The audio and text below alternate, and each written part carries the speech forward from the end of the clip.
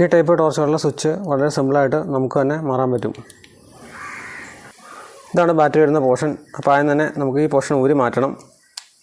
ഇതാണ് ടോർച്ചിൻ്റെ ഹെഡ്. ഇതിൻ്റെ ഉള്ളിലാണ് സ്വിച്ചും PCBയും LED ഒക്കെ വരുന്നത്. അപ്പോൾ ഈ പോർഷനിൽ പിരിയാണ് വരുന്നത്. അപ്പോൾ നമ്മൾ തിരിച്ച് ഊരി പോരും. ഇനി നമുക്ക് റിഫ്ലക്ടറാണ് അഴിക്കേണ്ടത്. തിരിച്ച് റിഫ്ലക്ടർ ഊരി പോരും.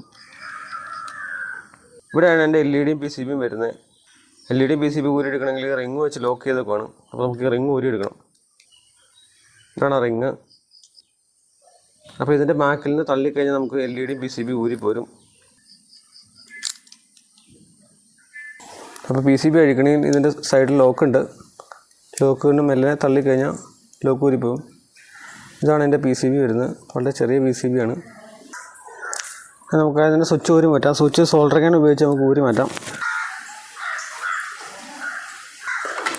അപ്പോൾ സ്വിച്ച് ഊരി പോകുന്നുണ്ട്. ഇതാണ് സ്വിച്ച്. ആ സെയിം തന്നെ സ്വിച്ച് വാങ്ങിച്ചിട്ടുണ്ട്. ഇപ്പോൾ നമുക്ക് പുതിയ സ്വിച്ച് ഇടാം. അപ്പോൾ നമുക്ക് സ്വിച്ചിന് ഡയറക്ഷൻ ഒന്നുമില്ല. അപ്പോൾ നമുക്ക് എങ്ങനെ വേണമെങ്കിലും സ്വിച്ച് ഇടാം.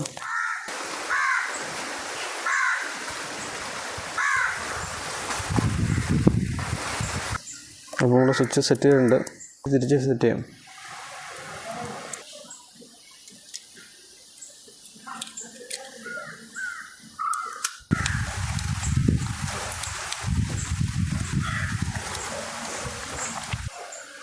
അപ്പോൾ നമ്മളെല്ലാം സെറ്റ് ചെയ്ത് കഴിഞ്ഞ് തെളിച്ച് നോക്കാം.